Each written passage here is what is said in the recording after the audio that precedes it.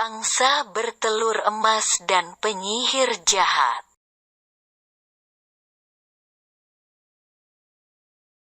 Seorang gadis cilik hidup sebatang kara di sebuah desa. Yang ia miliki hanyalah seekor angsa mungil yang cantik peninggalan kedua orang tuanya. Seiring berjalannya waktu, angsa dan gadis kecil itu semakin tumbuh besar. Hingga suatu hari saat angsa bertelur, gadis cilik itu terkejut karena angsa tidak bertelur seperti biasa, melainkan bertelur sebuah telur emas. Mengetahui angsa miliknya dapat bertelur emas, gadis cilik itu sangat senang. Ia pun menjual telur emas itu untuk memenuhi kebutuhan hidupnya. Suatu hari gadis cilik dan angsanya bertemu dengan seorang pengemis. Ketika itu gadis cilik hendak menjual telur emas yang akan digunakan untuk membeli makanan.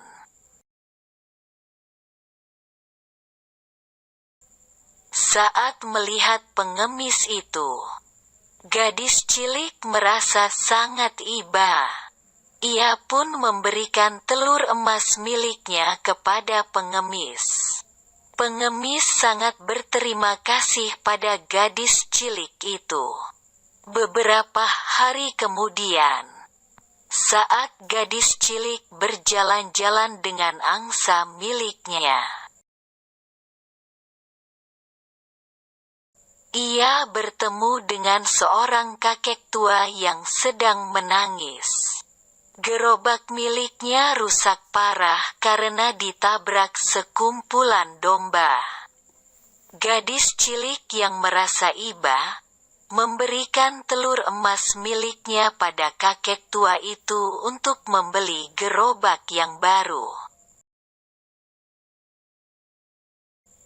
Cerita gadis yang memiliki angsa bertelur emas tersebar hingga ke penjuru negeri. Seorang penyihir jahat yang mengetahui tentang telur emas itu pun berniat mencari tahu. Penyihir jahat pun menyamar menjadi seorang nenek. Saat melihat gadis cilik dan angsanya lewat, ia memanggil gadis cilik itu. Gadis cilik yang cantik dengan seekor angsa, "Sudikah kiranya kau membantu nenek? Cucu nenek sedang sakit dan membutuhkan obat," ujar penyihir jahat berbohong. "Baiklah, Nek. Aku memiliki 1 telur dan dapat nenek gunakan untuk membeli obat serta makanan. Semoga cucu nenek lekas sembuh ya, Nek." Gadis cilik pun berlalu. Saat penyihir melihat telur angsa pemberian gadis cilik itu benar-benar terbuat dari emas, ia merasa tidak puas dengan hanya memiliki 1 telur. Ia menginginkan lebih banyak telur emas dari angsa itu. Penyihir jahat itu pun merencanakan sesuatu. Ia ingin mencuri angsa milik gadis cilik. Saat malam tiba, penyihir mengendap-endap ke rumah sang gadis untuk mengambil angsa. Gadis cilik yang tengah tidur pulas tidak menyadari bahwa angsanya akan dicuri. Namun, angsa mengetahui bahwa ada seorang penyihir jahat yang hendak membawa pergi dirinya. Angsa itu melepaskan beberapa bulu dari tubuhnya, sebelum akhirnya penyihir membawanya jauh ke dalam hutan, ke tempat tinggal penyihir jahat. Saat penyihir tiba di rumahnya, ia menyuruh angsa itu untuk bertelur. Angsa pun bertelur. Namun alangkah terkejutnya penyihir saat melihat telur yang keluar bukanlah telur emas.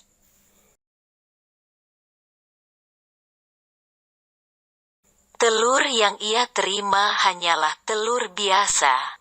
Bahkan saat ia membuka cangkangnya, telur itu adalah telur busuk. Penyihir yang marah mengetahui angsanya tidak bertelur emas, memaksa angsa untuk terus bertelur. Namun, tidak ada satu telur pun yang merupakan telur emas. Semua telur yang dikeluarkan adalah telur busuk. Sang penyihir semakin marah. Ia pun membelah perut angsa itu, berharap menemukan telur emas di dalamnya. Namun, penyihir harus menelan kekecewaan karena tidak ada satu telur emas pun di dalam perut angsa. Saat gadis cilik mengetahui angsanya telah pergi, ia sangat sedih. Ia mengira sahabatnya itu pergi karena sudah tidak ingin bersamanya lagi. Ia merasa bersalah karena ia mengira angsa telah lelah bertelur dan meninggalkan dirinya. Gadis cilik melihat beberapa helai bulu angsa tergeletak. Ia pun mengambil bulu-bulu angsa itu. La menyimpan bulu angsa itu baik-baik karena hanya itu yang dapat mengingatkan dirinya pada angsa yang telah bersamanya sejak lama. Bulu-bulu itu disimpannya di dalam sebuah kotak. Keesokan harinya saat gadis cilik membuka kotak yang berisi bulu angsa, ia terkejut karena bulu angsa itu sudah berubah menjadi beberapa helai kain. Gadis cilik yang keheranan mengambil kain itu. Saat menyentuhnya, ia merasa seperti tengah menyentuh angsa miliknya yang hilang. Ia pun menenun kain untuk menjadikannya sebuah baju. Setelah berhasil membuat sebuah baju, ia kembali membuka kotak tempat menyimpan bulu angsa. Alangkah terkejutnya ia karena kembali mendapati kain yang lembut seperti bulu angsa di dalam kotak. Begitu setiap harinya. Gadis cilik akhirnya menjadi pembuat dan penjual baju. Karena setiap ia membuka kotak, ia mendapat kain yang lembut seperti bulu angsa.